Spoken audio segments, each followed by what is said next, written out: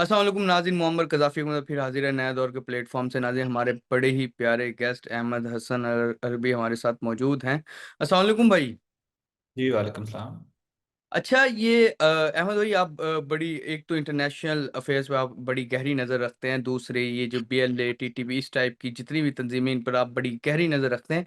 ये जो बलूचिस्तान वाला मामला है, ये क्यों नहीं हल हो पा रहा? हर कुछ अरसे बाद कोई ना कोई वहाँ पर कोई ना कोई बड़ा इंसिडेंट हो जाता है, हादसा हो जाता है। अब दोबारा बस से पंजाबियों को उतार कर जिस तरह आईडी कार्ड देकर शहीद किया गया, तो ये किस तरह रुकेगा और क्या कर रही है फिलहाल हमारी स्टेट इस हवाले से? जी बहुत शुक्रिया। देखिए, बलूचिस्तान का जो मामला, जो आपने, ये बहुत बड़ा सवाल है कि ये क्यों, कैसे हुआ और क्यों अभी तक नहीं रुक पा रहा। और इसका जवाब मैं आपको तारीखी तौर पर, बलूचिस्तान की अपनी एक जियोग्राफिकल वैल्यू है। हुँ, बलूचिस्तान अब से नहीं है। बलूचिस्तान पिछले 1000 साल से जो सुपर पावर्स दुनिया के अंदर रही हैं, उनका बैटल ग्राउंड बलूचिस्तान और ये वाला एरिया रहा है। पिछले सौ हुँ, साल की अगर आप एग्जांपल ले लें, तो जब ब्रिटिश एम्पायर और एक रशियन एम्पायर के दरमियान में जो ग्रेट गेम हो रही थी, उसके अंदर वो भी इसी खत्ते के अंदर लड़ी जा रही थी। और फिर उसके हुँ, बाद जब कोल्ड वॉर हो रही थी between Soviet union and America, तो उसमें भी यही एरिया जो था, ये बैटल ग्राउंड था। हुँ, और उसके बाद आपने देखा, जब अमेरिका ने वॉर ऑन टेरर लॉन्च की अफगानिस्तान हुँ, के अंदर, तो तब भी बलूचिस्तान की एक अपनी जियोपॉलिटिकल वैल्यू थी। और अभी जो इस वक्त दुनिया का सिस्टम चेंज हो रहा है, जिसमें दुनिया यूनिपोलर वर्ल्ड थी पहले, America was the sole super power, उससे ट्रांसफर होके it is turning into a multipolar reality. तो उसकी भी जो कॉन्टेस्टेशन है, उस पावर स्ट्रगल के जो डायनामिक्स है, वो डायरेक्टली इफेक्ट कर रहे हैं बलूचिस्तान को। और दूसरा जो मोस्ट इंपॉर्टेंट फैक्टर इस वक्त, लार्जर सिनेरियो मैंने आपको बताया, इसका जो, अब इसको अगर आप पिन पॉइंट करें और सिंगल आउट करें चीजों को, तो आप इसको स्पेसिफिक डिटेल्स में अगर जाएं, तो इस वक्त बलूचिस्तान के अंदर जितनी दहशतगर्दी आप देख रहे हैं पिछले 50 60 70 सालों में, वो डायरेक्टली आपको इंडिया स्पॉन्सर्ड नजर आ रही है।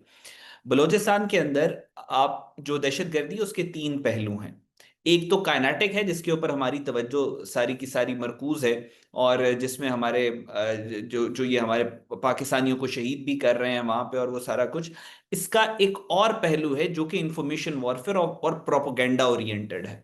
बलूचिस्तान की जो दहशतगर्दी है, इसको आप अगर तारीखी तौर पे देखें, तो पिछले 50 सालों में कभी भी ये जो बलूचिस्तान के अंदर ये जो दहशतगर्द हैं, इनकी तादाद 2500 3000 4000 से ज्यादा कभी भी नहीं हुई। और पाकिस्तान की आबादी इस वक्त भी इनकी 3 4 हजार से ज्यादा नहीं है। पाकिस्तान की आबादी, कुल आबादी इस वक्त जो है, वो तकरीबन आपके सामने 20 करोड़ से ज्यादा है। सो उस पाकिस्तान को डायरेक्टली जिसको कहा जाता है कि पाकिस्तान को इस वक्त जो ये बलोचिस्तान लिबरेशन आर्मी, जो फितनल हिंदुस्तान है, इसको इतना बढ़ा चढ़ा के बयान किया जाता है, क्योंकि इनको मीडिया की सपोर्ट हासिल है। इंटरनेशनल मीडिया के अंदर जो एंटी पाकिस्तान फोर्सेस हैं, वो इसको एग्जैजरेट करती हैं। हुँ, हुँ, तो एक तो इस दहशतगर्दी को बहुत ज्यादा बढ़ा दिया जाता है। दूसरा, अभी जो रिसेंटली ऑपरेशन मार्का हक और बुनियानुल मरसूस के बाद जो इसके डायनामिक्स हैं, वो काफी ज्यादा तब्दील हुए हैं, क्योंकि भारत ने एक दफा ये देख लिया है कि पाकिस्तान पे उन्होंने हमला करके, कन्वेंशनल अटैक करके देख लिया, तो उनको मुंह की खानी पड़ी।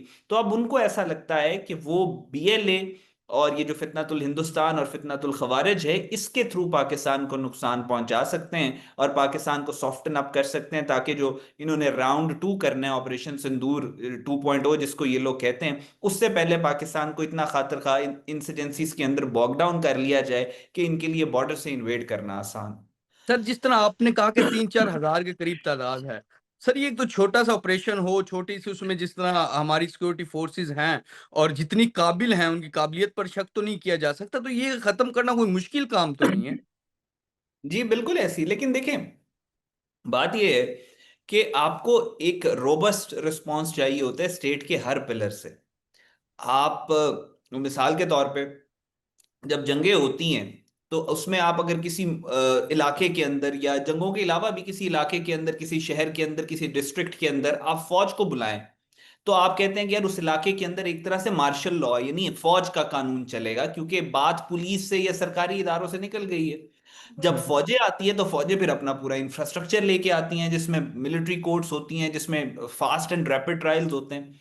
बलूचिस्तान के अंदर बहुत अरसे से आपने देखा है कि अगर फौजी ऑपरेशन करते भी हैं, इन दहशतगर्दों को पकड़ा भी जाता है, तो उसके बाद जो हमारा बाकी प्रोसेस है, जो एडमिनिस्ट्रेटिव प्रोसेस है, उसके अंदर से वो भाग बच के निकल जाते हैं। फिर ये जो so called human rights activist होते हैं, ये मारंग बलोच समीदीन की तरह के, जो प्रोपोगंडा टूल बनते हैं, प्रोपोगंडा पीस बनते हैं इंटरनेशनल ऑर्गेनाइजेशंस का, anti Pakistan hostile intelligence agencies का, वो भी दरमियान में आके रोड़े अटकाते हैं। फिर मीडिया जो है वो बहुत ज्यादा एक नेगेटिव रोल प्ले करता है, जो कि सच को छुपा के प्रोपेगेंडा का हिस्सा बन जाता है।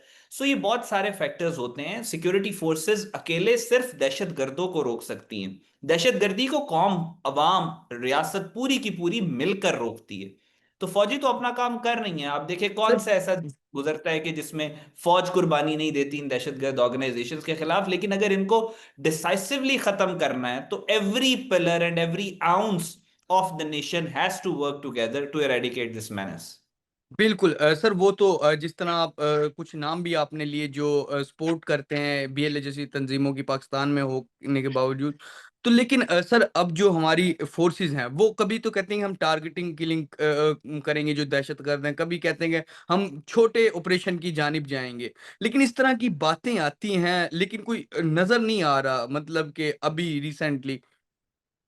नहीं देखिए, ऐसी बात नहीं है। जो हमारी फोर्सेस हैं वो तो कांस्टेंट एक बलूचिस्तान के अंदर एंटी टेररिस्ट ऑपरेशंस वो कर रहे हैं, काउंटर टेररिज्म एक्टिविटीज तो रुकी नहीं है।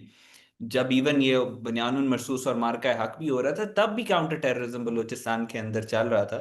तो आई थिंक वो जो हम बात यही है कि काइनेटिक डोमेन में तो रोज ऑपरेशंस हो रहे हैं, काइनेटिक डोमेन में तो रोज कुर्बानियां दी जा रही हैं।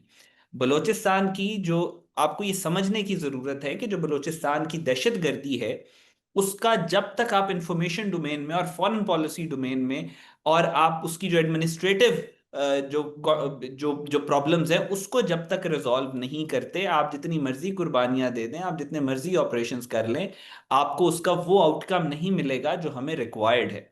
आप मिसाल हम्म के तौर पे आप ये देखिए, पिछले 10 सालों के अंदर आप केपीके की अगर बात करें तो कई इलाके ऐसे हैं जिनको दहशतगर्दों ने जिन पे कब्जा किया।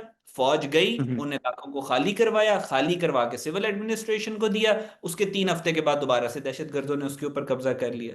वो जवान फिर वापस गया दोबारा वहां पे ऑपरेशन करने के लिए, दोबारा ऑपरेशन हुआ और दोबारा सिविल एडमिनिस्ट्रेशन को देने के बाद वो इलाका फिर दोबारा से उस छोटे से इलाके के ऊपर दहशत। तो बात ये है कि जब आपके जो आजकल के डायनामिक्स हैं, आप व्हेन यू आप जब ये कहते हैं कि हमारे खिलाफ दहशतगर्दी है और दहशतगर्दी के खिलाफ हमने जंग लड़नी है, पाकिस्तान के अंदर बलूचिस्तान को हमने दहशतगर्दी से पाक करना है, तो आपको जिस तरीके से आपकी सिक्योरिटी फोर्सेस ऑपरेट कर रही हैं, उनकी उनके काम को आपके बाकी जो एडमिनिस्ट्रेशन के सतून हैं उनको कॉम्प्लीमेंट करना होता है।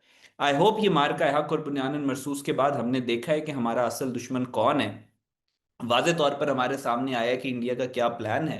तो अब हमारे बाकी भी पूरे एज अ नेशन हम आगे बढ़ेंगे और हम बलूचिस्तान को इस दहशतगर्दी से पाक करेंगे, क्योंकि बलूचिस्तान के अंदर दहशतगर्दी करवाने का मकसद यही है कि जब भारत दोबारा हमला करे तो पाकिस्तान की पीठ में छुरा घोंपा जा सके। So we have to act as one nation. जिस तरह हमने मार्का हक में हमने एक कौम बन के इसका मुकाबला किया था, उसी तरह से मार्का हक बलूचिस्तान में ये बिल्कुल जैसे मैंने आपको बताया है कि उसी कॉन्टेक्स्ट में हमें बलूचिस्तान को भी देखना है और उसी तरीके से हमें बलूचिस्तान को भी इस दहशतगर्दी से पाक करना है।